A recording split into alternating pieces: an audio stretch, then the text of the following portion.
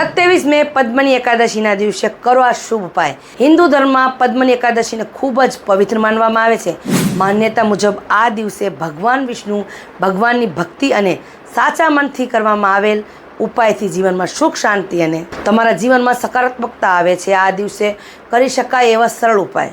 તો આ દિવસે તમારે આ ઉપાય કરવાના છે। સવારે વહેલા ઉઠીને સ્નાન કર્યા પછી ભગવાન વિષ્ણુને પીળા ફૂલ અર્પણ કરો, ઓમ નમો ભગવતે વાસુદેવાય મંત્રના જાપ કરો, તુલસી માતાજીને જલ અર્પણ કરો અને દીવો પ્રગટાવો, દાન પુણ્ય કરો, ઘરમાં શાંતિ રાખો અને વડીલોને આશીર્વાદ લ્યો।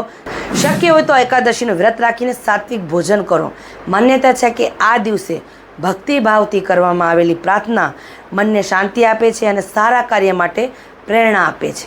તો 27 મે પદ્મની એકાદશીના દિવસે આ ઉપાય જરૂર કરજો અને આ વિડીયોને વધુમાં વધુ શેર જરૂર કરી દેજો અને અંતમાં જય માતાજી લખવાનું ભૂલતા નહીં।